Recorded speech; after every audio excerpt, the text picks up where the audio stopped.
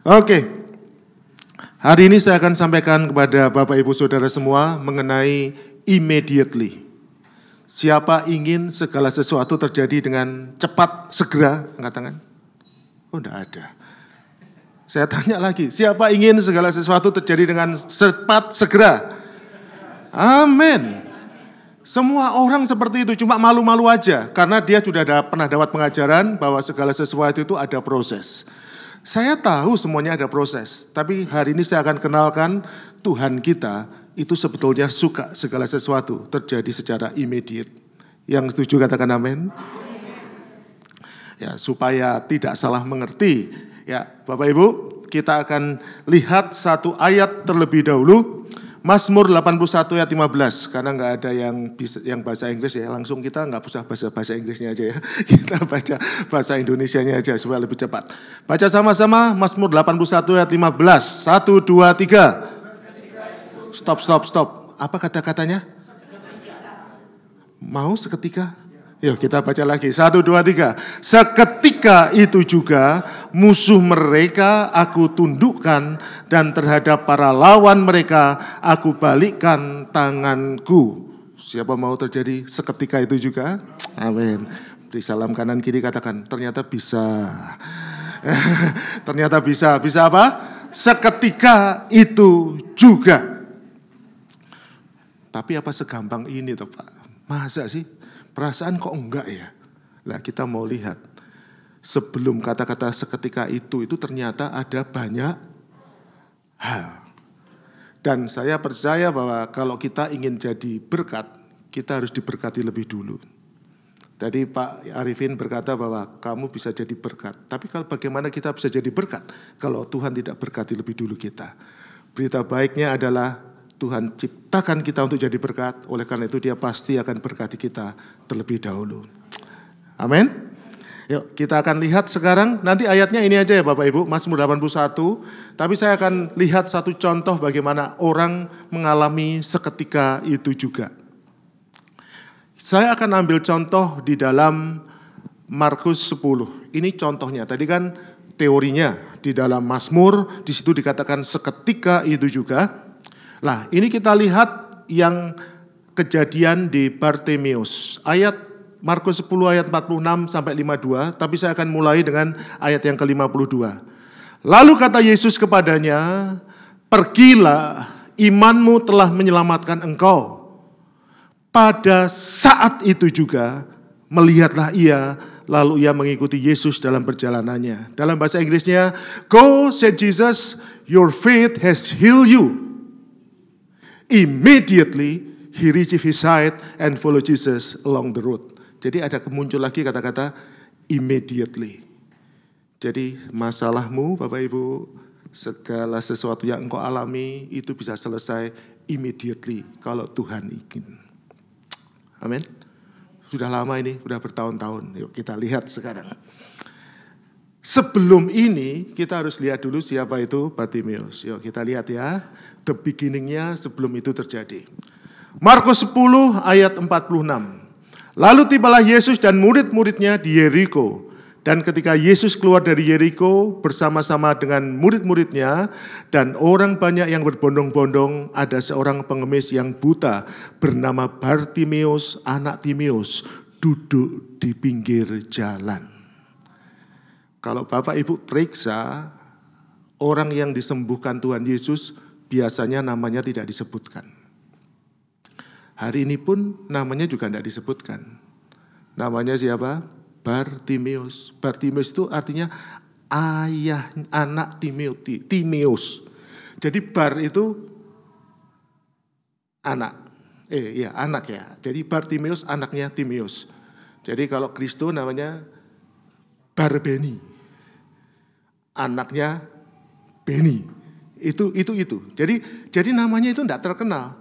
Jadi arti Bartimeus itu adalah Timeus itu adalah highly prized, sesuatu yang sangat dimuliakan.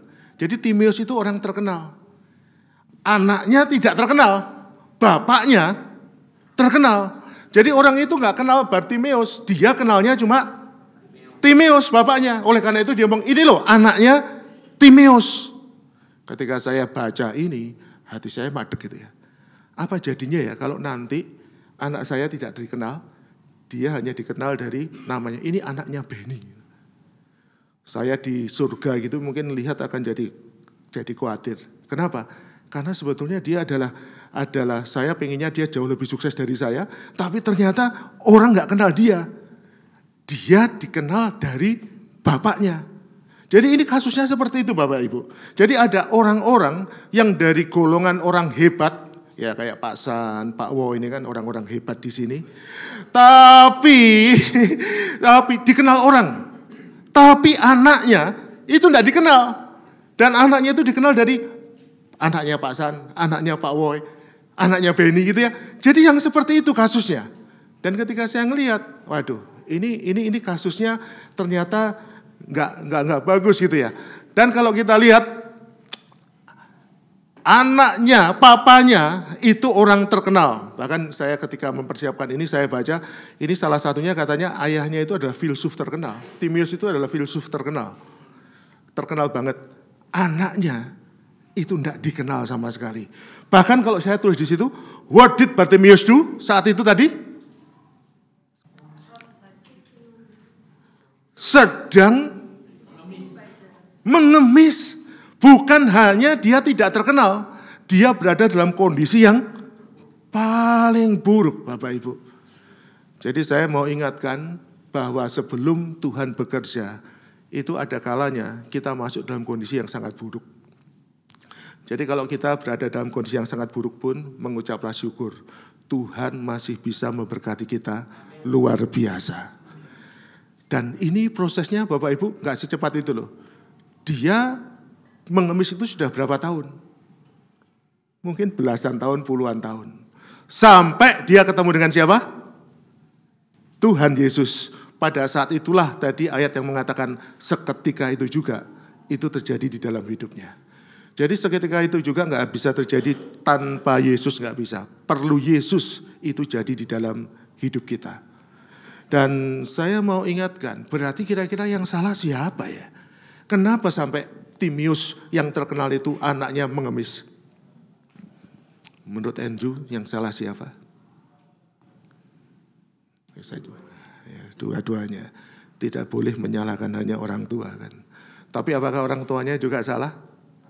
Mungkin orang tuanya salah. Tapi sebelum kita lanjutkan Bapak Ibu, saya mau ingatkan satu ini ya. Apapun kondisi kita, tolong jangan pakai istilah masalah. Pakai istilah proses. Setuju? Saya punya masalah. No, jangan ngomong kayak gitu. Saya punya proses. Masalah enggak bisa selesai kelihatannya. Proses pasti selesai. Jadi masalah kelihatannya kok masalah-masalah gitu ya. Kita gantilah. Saya sedang punya proses keuangan. Ya memang sekarang uangnya enggak ada. Kita sedang berproses dalam hal keuangan. Saya sedang punya proses rumah tangga. Lah ini rumah tangga saya sedang berproses. Ini bukan masalah. Cuma proses. Yang kedua, cepat aja yang saya mau ingatkan adalah proses itu akan jadi sangat personal. Tidak bisa digantikan. Saya mau menjawab tadi pertanyaan tadi itu, yang salah siapa? Jadi, saya sampai sekarang ini tidak berhasil melalui proses menjahit, Bapak Ibu. Saya nggak bisa pasang kancing loh Pak, sampai sekarang. Iya, kasihan. Nah itu yang perlu disalahkan mama saya. Karena pada waktu itu saya ingat waktu SMP itu diajari buat itu masang kancing kan. Mama saya ngelihat hasilnya. Oh, apa ini? Dibongkar semua, jelek. Dibetulkan sama mama saya. Bagus kelihatannya. Dan ketika dapat nilai ditanyai sama gurunya, kok bagus ini? Pasti bukan kamu yang buat ini. Ngerti dia, iya karena memang harapannya gurunya itu enggak sebagus itu. Mama saya dulu penjahit Pak, jadi dia terima jahitan dari beberapa itu. Jadi kalau dia lihat sesuatu yang sesuai dengan keahliannya dan anaknya ternyata tidak bisa, dia langsung ngomong enggak bisa, jelek sekali. Diganti ulang sama dia. Sejak saat itu kalau ada proses-proses seperti ini ya, Mah, sekarang belas nggak bisa. Pada waktu saya pernah pelayanan gitu, terus kemudian kancingnya lepas, bingung saya. Istri nggak ikut, ya udah diusahakan, nggak tahu caranya, nggak bisa ya beli celana baru. Karena nggak bisa. Beberapa teman kata, gitu kan gampang toh, cuma kayak gini aja. Saya tidak harus melewati proses karena dibantu orang tua, itu bukannya bagus. Malah hidup saya jadi seperti ini. Kenapa? Ada proses yang harusnya dilewati. Tapi harusnya saya lalui, tetapi digantikan oleh orang tua. Pernah nggak di sini yang tugas prakaryanya dikerjakan orang tua? Jujur, pernah apa enggak? Pernah punya tugas. Saya juga waktu itu saya ingat buat vas. Gak bisa ya, dari kayu, dari bambu, terus kemudian disepih kecil-kecil, terus kemudian dianyam. Saya nggak bisa. Kembali mama saya, ngapain susah-susah? Kita waktu itu punya pegawai cukup banyak itu kan, di toko kita punya toko. Dia panggil, carikan di daerah itu ya, ada orang suka tumang pekerjaannya buat vas. Yang nganyam 5 kilo. Ya udah kamu beli di sana. Yang ngomong ya, beli dibuat hampir jadi. Jadi nanti biar kamu buatnya sisanya aja gitu. Setelah itu selesai. Oke. Ya sudah. Hasilnya gurunya juga ngomong, ini pasti bukan buatanmu. Karena terlalu bagus. Dan sampai sekarang hal yang kayak gitu, itu saya nggak bisa. Kenapa? Ada proses itu dilewati. Tahu nggak, ada proses yang juga untuk anak-anak itu juga sama. Pernah lihat nggak, ada orang sudah tua, tapi tetap suka main-main? Tahu nggak, itu terjadi gara-gara apa? Proses pada saat dia waktunya main-main, belum selesai. Jadi sampai masih guyon, lucu-lucuan, nggak pernah serius. Umurnya sudah besar, tapi nggak serius-serius. Kalau diajak ngomong serius, jangan lihat-lihatan. Kalau diajak ngomong serius, itu enggak pernah bisa. Kenapa? Ada proses yang dilewati. Dan saya cuma mau ingatkan, tolong jangan nanti bantu anak kita melewati proses. Buat ajak dia ikut proses. Hanya satu yang menurut saya ingat sampai sekarang karena kita punya toko, proses yang saya harus lewati itu apa? Jaga toko. Habis sekolah gitu, saya dibantu mama, kamu harus belajar jaga toko. Saya ikut jaga toko di sana. Dan sejak itu saya ngerti sedikit-sedikit soal ngitung dan sebagainya. Karena saya sejak kecil, sejak SMP kelas 2, kelas 3 itu saya jaga toko. Dan saya mengucap syukur. Padahal waktu itu saya marah loh. Kenapa? Karena saya nggak bisa banyak main. Saya harus jaga toko, harus ngitung. Nanti kalau barang itu gini-gini diajari. Tapi sekarang saya mengucap syukur. Prosesnya tidak terlewatkan. Ya, anak-anak muda di sini juga kalau coba kamu nggak diajari kerja orang tuamu. Terus kemudian kamu disuruh megang perusahaan. Ayo jadi apa? Oleh karena itu orang tua biasanya akan ngomong kamu kerja dulu. Supaya apa? Supaya belajar ikut orang. Karena kalau ikut tokonya papanya, ikut perusahaannya papanya ngomong A. Kamu bukan cuma ngomong A, B, C, D, E, F, G, H, I, J. Kamu akan bantai dia. Tapi kamu disuruh ikut dulu seberapa? Supaya lewati proses. Tidak ada yang mudah, lewati proses. Dan tidak ada satupun yang akan bisa menggantikan. Prosesnya dia digantikan oleh papanya. Akibatnya apa? Jadi pengemis. Tapi berita bagusnya, meskipun papamu mungkin menggantikan prosesmu, kalau engkau bersama dengan Tuhan, engkau akan dibawa masuk ke sesuatu yang engkau tidak pernah bisa pikirkan sebelumnya. Luar biasa. Katakan, luar biasa, 1, 2, 3, luar biasa. Hari ini kita akan lihat Bapak Ibu, hal yang sederhana. Requirement for immediate result. Udah siap? Tapi proses saya jelek, ya nggak apa-apa sih. Ada nggak yang sampai sekarang masih proses? Ya proses, kalau proses masalah kecil-kecil itu loh yang susah. Nggak tanggung jawab. Ada orang gampang ngomong tapi susah melakukan. Kenapa demikian? Karena pada waktu dia ngomong kayak gitu sama orang tuanya, nggak apa-apa. Bohong kecil-kecil nggak apa-apa. Ya Pak, bohong kecil-kecil nggak apa-apa kan? Nggak apa-apa. Aku mau pergi, terus kemudian aku nggak jadi. Oh nggak apa-apa.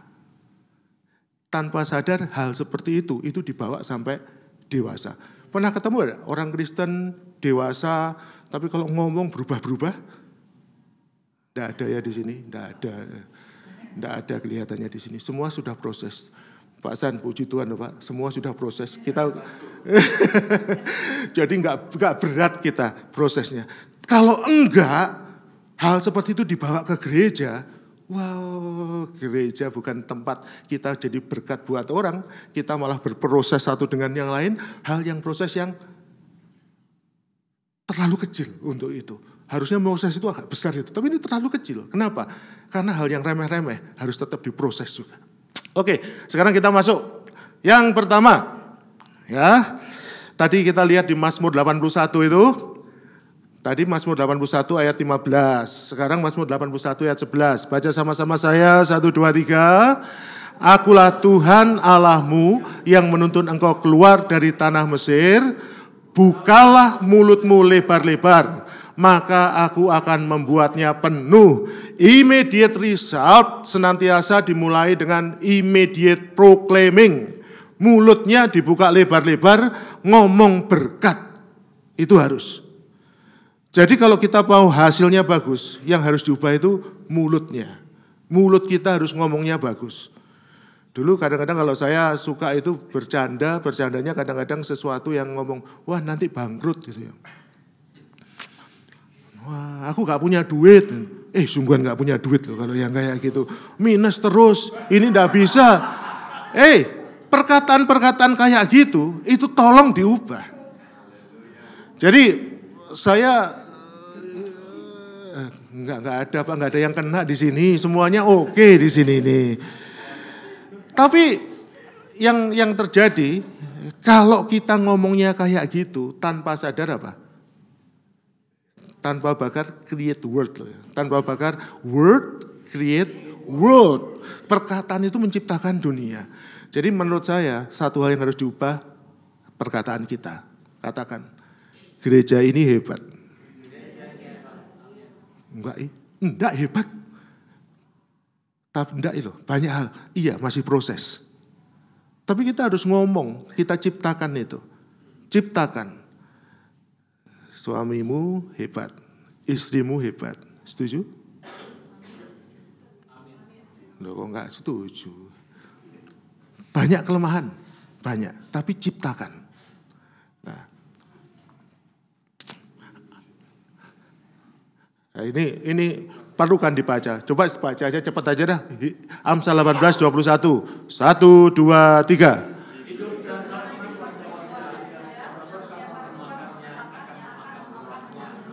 Saya pakai NIV aja. NIV, terjemahan NIV yang bawah. 1, 2, 3.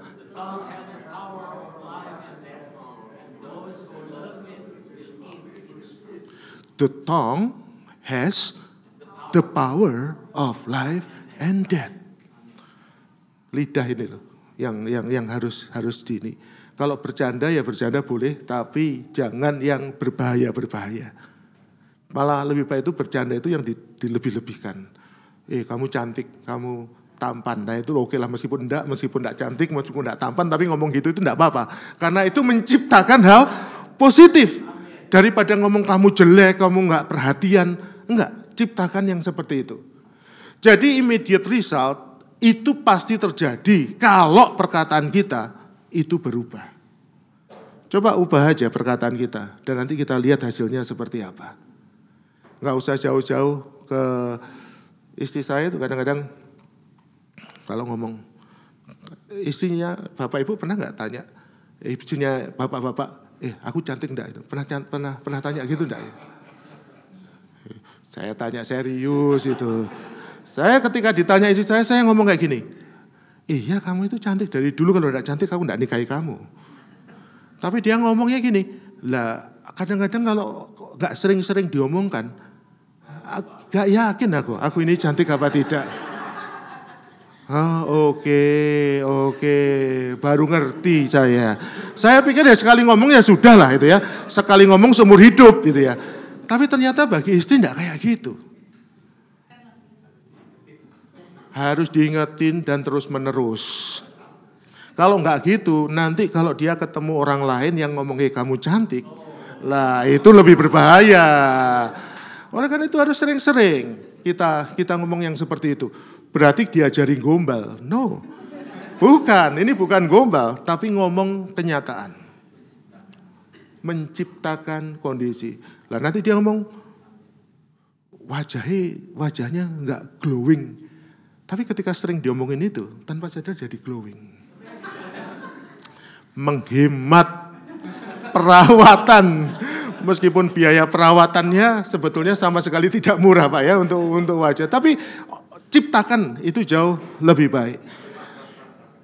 Demikian juga dengan anak-anak, demikian juga dengan masalah keuangan.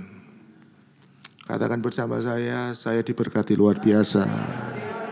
Saya diberkati amat sangat luar biasa. Ngomong terus menerus. Kalau ngomong itu jangan ngomong, aduh kita kekurangan. Jangan gitu. Kita masih dalam proses nih. Gitu. Yang seperti itu. Yang berikutnya kita lihat. Kita lihat cerita tadi, Bartimeus. Ketika didengarnya bahwa itu adalah Yesus orang Nazaret, mulailah ia berseru, Yesus anak Daud, kasihanilah aku. Jadi tadi Bartimeus mulainya dengan apa? Dengan berseru. Dia ngomong dulu. Tapi kan Tuhan sudah dengar ya Pak ya. Ngerti apa yang saya pikirkan. No. Enggak seperti itu cara pikirnya. Tuhan mengerti apa yang kita pikirkan, tapi Tuhan pengen kita ngomong apa yang kita inginkan. Jadi omongkan saya ingin ini, ciptakan. Ini New Age movement ini kelihatannya. Beda Pak. New Age movement tiru kita, bukan kita meniru New Age movement. Kita ngomong seperti itu dan itu ditiru oleh orang-orang. Mereka ngomong hal-hal positif. Ini bukan hal positif, ini iman. Karena kita bersama dengan Tuhan. Kalau orang-orang New Age, dia nggak ada Tuhannya. Dia akan mengatakan semesta itu akan merestui. Lebih gampang Tuhan merestui daripada semesta merestui. Tapi karena dia nggak percaya dengan Tuhan, dia yang diomongkan yang seperti itu. Yang pasti adalah omongkan hal-hal yang positif. Engkau baik. Coba sebelah kanan kiri katakan, kamu baik banget. Bangin. Ketika ngomong gitu, ada enggak perkataan tapi? Ada enggak? Ada enggak muncul tapinya mungkin ada? Kamu baik, tapi ya udah itu dibuang aja lah dulu. Nanti ketika kita yang lain kita bicara yang seperti itu. Yang pasti perkataannya harus berubah. Baik, positif. Tuhan itu baik, Tuhan itu luar biasa, Tuhan itu dahsyat. Belum terjadi, tapi kita akan ngomong Tuhan pasti baik, Tuhan pasti luar biasa. Yang kedua setelah ngomong apa tadi? Mendengar, harus immediate listening. Kalau kita lanjutkan Mazmur 81 setelah buka mulut tadi, tetapi umatku tidak mendengarkan suaraku dan Israel apa? Tidak suka kepadaku. Jadi ada orang-orang itu sudah punya masalah, ngomongnya negatif, nggak mau denger, terus nggak suka Tuhan. Terus, kamu mau nih apa? Ya nggak tahu. Pokoknya saya penuh amarah, saya nggak mau denger, saya nggak suka Tuhan. Lah Tuhan berkata, ya sudah kalau gitu, sebab itu aku membiarkan dia dalam kedegilan hatinya. Terus baca sama-sama itu bagian yang bagus. 1, 2, 3. Ya wis. Bagus lah. Sudah dibiarin. Wis silakan lakukan yang kamu sakarepmu. Wis terserah. Kamu mau taat Tuhan, mau datang gereja, mau belajar, sakarepmu. Hasilnya? Ya sakarepmu. Tapi artinya Tuhan sama sekali tidak mau ikut campur. Kenapa? Sudah diomongin, kayak anak itu ngomongin kan, jangan makan itu. Nggak, aku mau nyoba. Jangan. Mau nyoba, ya wis sak karepmu. Tapi kalau sakit, ya udah, kan sudah tak kasih tahu dulu kan, ya sudah harus kamu tanggung sendiri. Ya, ini orang-orang yang tidak mau dengar. Di sini tuh ada enggak sih orang-orang kalau diomongin sak karepe dhewe itu ada enggak? Enggak ada perasaan. Enggak ada kan? Di sini orangnya kelihatannya rendah hati. Positif. Ini positif. Tetapi Bapak Ibu, ketika itu berita bagusnya berarti kita harus dengar siapa? Kalau di Markus 10:48 itu ketika tadi berteriak-teriak, anak Daud kasihanilah aku. Banyak orang menegurnya supaya diam, namun semakin keras. Berarti boleh ya tidak mengikuti omongan orang. Itu kadang-kadang boleh loh Pak. Kenapa? Karena kadang larangan orang itu kadang-kadang salah, tidak selalu benar. Yang selalu benar siapa? Firman Tuhan selalu benar. Tapi omongan orang itu belum tentu benar. Jadi kalau ada orang memberitahu kita, langkah pertama apa? Jangan langsung ngomong iya. Tetapi dicek dengan bantuan. Kalau ada orang berkata, tidak usah ke gereja lah. Kan gereja itu kan bisa kapanpun. Lebih enak langsung kerja aja karena 2 kali lipat kan kalau hari Minggu. Itu nasihat yang bijaksana. Amin.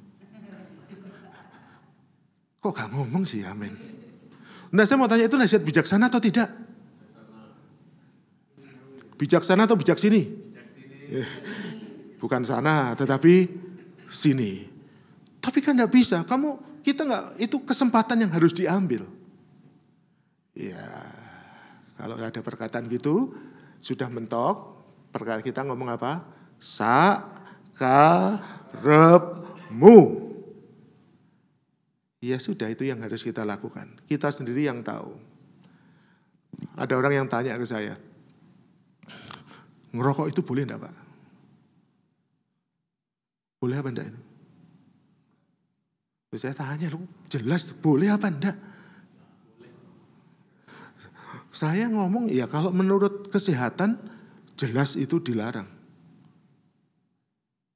Tapi saya gini. Ya saya cuma ngomong, ya kamu lihatlah, kamu coba doa, Tuhan ngomong apa.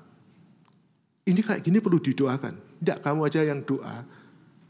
Karena kalau debat sampai urat kita itu nggak akan bisa selesai.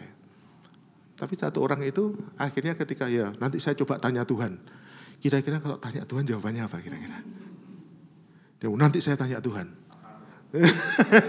Tuhan juga mungkin akan kayak gitu. Tapi yang kali ini beda Pak.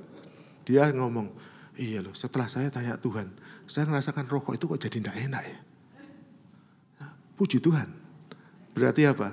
Berarti engkau sudah mulai membuka hati untuk Tuhan. Karena kalau engkau sudah ngotot dan berkata, iya. Tuhan ngomong enggak pun, iya. Hari ini coba sih, kita punya enggak sih sifat keras seperti itu? Kalau kayak lihat sih enggak ya, kayak Fitri berarti kan kelihatan lembut. Lah gitu. Semuanya baik. Kalau ada yang ngototan, diomongin aja. Kalau enggak bisa, kita akan bareng-bareng ngomong sakarepmu. Yang ketiga. Tadi ingat enggak yang pertama apa? Sebelum result apa tadi? Mulut ya. Yang kedua? Dengar ya, dengar. Yang ketiga itu action. Ayat Mazmur 81 ayat 14 saya bacakan. Sekiranya umatku mendengarkan aku tadi, sekiranya Israel hidup menurut jalan yang kutunjukkan, bukan cuma dengar tetapi melakukan, maka ayat yang ke-15 tadi, yang kita baca tadi, seketika itu juga, itu terjadi di dalam hidupnya. Jadi harus mulai dengan apa itu dulu?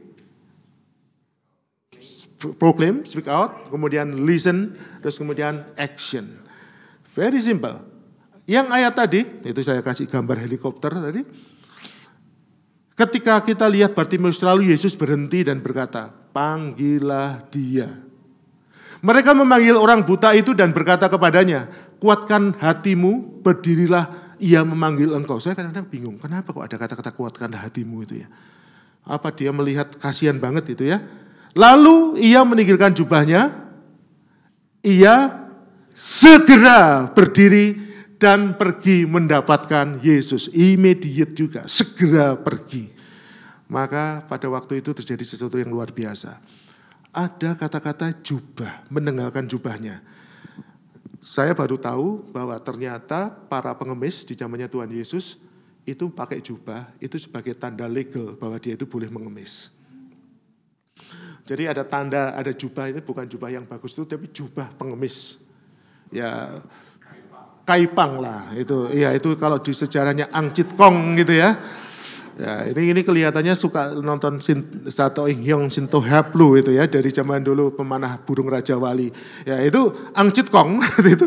Ya itu kalau itu kan tongkat ngerti semua gitu ya, tongkat pemukul anjing lah itu yang diperebutkan ya. Kemudian akhirnya dapat siapa? Suaminya Kuecing ya, dari siapa itu? Ini jadi bicara apa gitu ya. Tapi ketika itu yang harus dilakukan adalah lepaskan jubah itu. Kalau ada orang memberi kita panggilan, memberi kita klaim kita bahwa engkau adalah tidak bisa apa-apa, bahwa engkau itu pengemis, engkau itu tidak berhak menerima kasih karunia Tuhan. Hari ini kita katakan, aku berhak menerima kasih karunia Tuhan. Buang jauh-jauh. Tapi aku kondisiku kayak gini, kegagalanku banyak. Buang semua jubah-jubah itu. Dan kita siap untuk melakukan hal yang luar biasa dari Tuhan.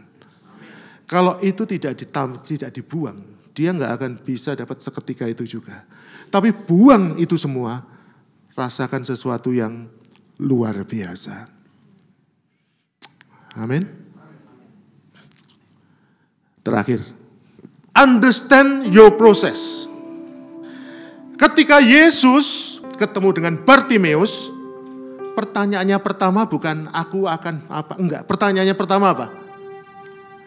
Apa yang kau kehendaki supaya aku perbuat bagimu? Yesus loh masih tanya, kamu pengen apa? Kamu pengen apa? Dan hari ini perkataan itu juga diberikan kepada Bapak Ibu semua di sini. Kamu ingin apa? Aku ingin uang. Itu terlalu lebar. Ada orang pintar cari duit, tapi borosnya luar biasa. Betul kan? Wow, cari duitnya pintar, tapi menghabiskannya jauh lebih pintar.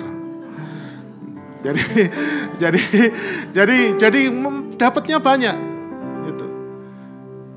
Ada orang yang parah ya, dua-duanya cari duit nggak bisa, nggak habiskan, pinter. Tapi kalau ada orang seperti itu pun yang ngomong, Tuhan ajari aku cari duit dan ajari aku untuk bisa mengelola uang. Kalau engkau punya masalah dengan pasanganmu, omongin ke Tuhan.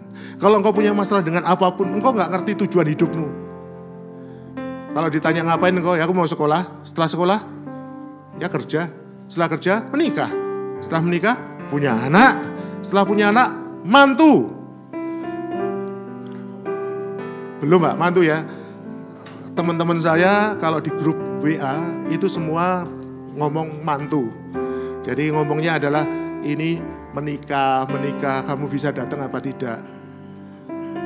Saya ngomong, masih lama saya. Pasan kapan? Segera, immediately gitu ya.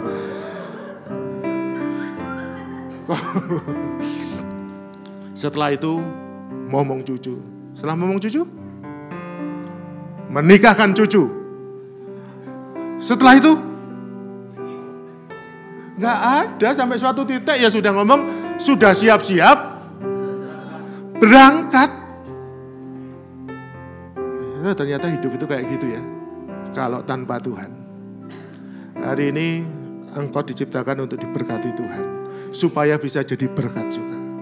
Tapi kalau engkau sekarang masih punya masalah, engkau nggak jelas, engkau nggak memandang Tuhan sama sekali, ya hari ini kita kembali lagi untuk menganggap Tuhan sebagai yang terutama dalam hidup kita. Amin. Yuk saya undang bangkit berdiri.